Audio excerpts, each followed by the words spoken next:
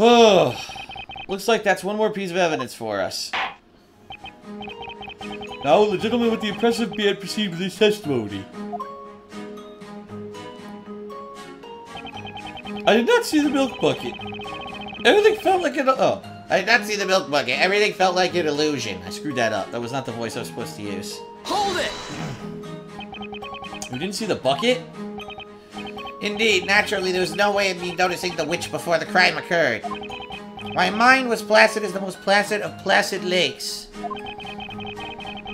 But like the early bird on its morning hunt for that elusive worm, my senses remained vigilant.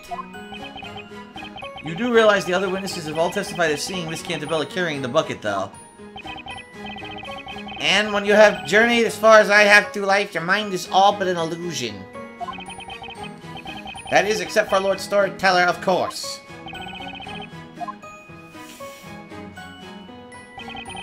That's it.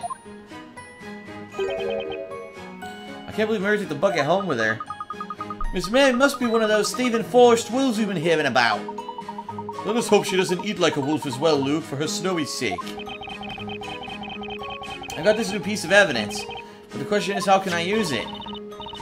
You know, looking at this milk bucket now, it does look sort of different from the sketch, don't you think? It might be a good idea to get a nice good look at the actual milk bucket.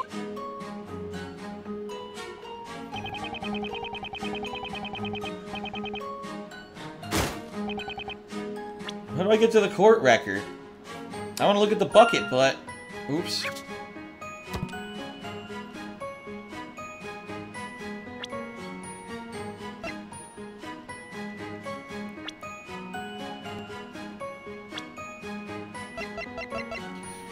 There's a bucket of milk. I don't know. How do you look at it?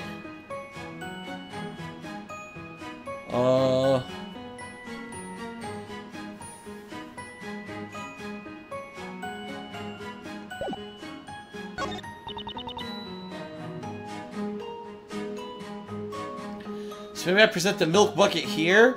The accused is holding the milk bucket in the court illustration. Who's to say she wasn't also holding the scepter in that hand?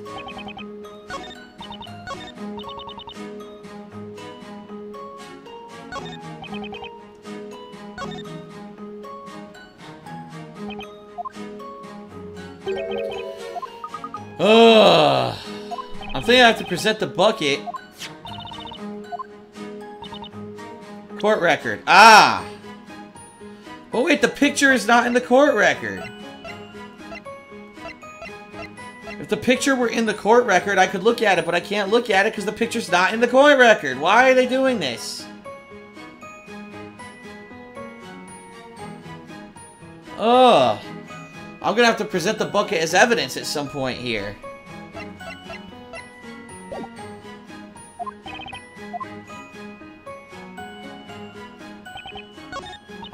I think right here.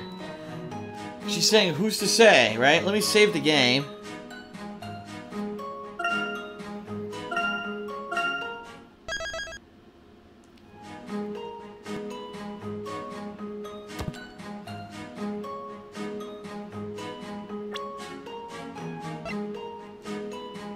Objection! Ah, it worked. This music went off. All of her testimonies have come to the same conclusion. The scepter was not in her right hand with the lantern, therefore it must have been in the other hand that was holding the bucket. However, that's not it, by a long shot. Then what do you mean? Contrary to what one of the witnesses stated, the milk bucket was in fact at the crime scene. And you'll also notice something about the bucket. Take another look at the court illustration. Something about the bucket seems a bit odd, wouldn't you say? Objection! This illustration was based on eyewitnesses' accounts, so a small discrepancy or two is conceivable. Objection! Actually, Inquisitor Barnum, it's highly likely this illustration is much less accurate than you think. In fact, there's a blatant contradiction present in the illustration.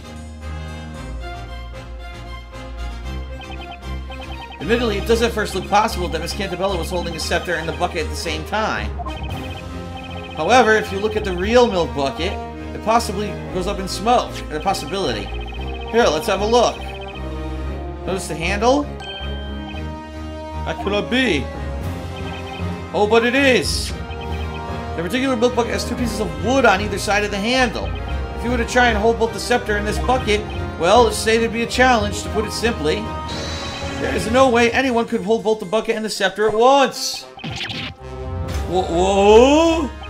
That was green. Clearly you have the wrong bucket. We never lie when it comes to milk. That is the very bucket I took.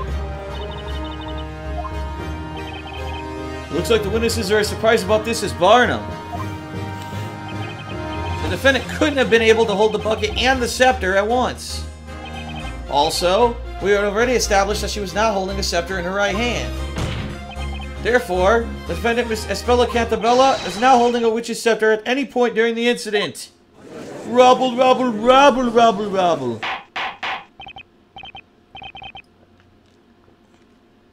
Okay. Order, order. I said order. What is the meaning of this? In all my days as a judge of this court, I have never heard such an argument. These are but a paltry set of words, and yet they ring with such remarkable strength. Your Honor, what you just heard was logic. Logic, you say? What is with these two? They just silenced Inquisitor Barnum with mere words. Such foolishness. This must be some type of witchcraft. Wait, do you think... Could they be witches? It would seem that the concept of logic does not exist in this world. Right, then let's take this chance to knock the case down a peg or two. I'm worried if we keep this up, we'll all be joining Espella in a through-head trip in the flames. Objection! What the hell? Most intriguing. A knight allows his sword to speak for him during battle. You have spoken with a sword of words. So be it. I too shall wield such a blade. What do you mean? Sir Blue Knight, there appears to be a hole in this logic of yours. A hole? According to the earlier testimony, it was believed the accused had the lantern hanging from her wrist by the handle. However, she supposedly dropped it, hence it being covered in mud. That's right. All that may be true. It does not necessarily mean the accused was therefore unable to use magic. Huh? It is merely a question of when she dropped the witch's scepter. What do you mean, Inquisitor Barnum? It is very simple, my lord. The accused, while first holding the lantern and the witch's scepter, cast her magic. Then she dropped both the lantern and the scepter. Oh. The witch's scepter was dropped after the spell was cast. Of course, yes, that must be it. What say you, Sir Blue Knight? That has been a taste of the knightly knowledge of the Inquisition. Wow, Sir Barnum cut through that baker's witchery like a hot knife through butter. Exemplary. I expected nothing less from the hand of Barnum. Ooh, be able to shake that powerful hand someday. Barnum! Barnum! Barnum! Barnum! Son of a bitch. That Inquisitor isn't quite what he had first appeared. Yeah, sure seems that way. Just a moment ago, it seemed like he'd never been heard of a logical debate. Now he's just suddenly using it against us. This guy is no joke, that's for sure.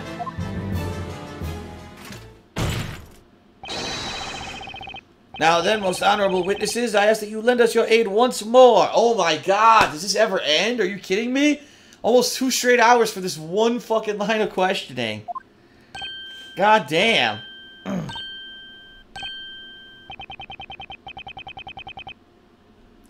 I request that you all testify to the court once more. Tell us which occurred first, the dropping of the lantern or the casting of the spell. Witnesses, you may begin your testimonies.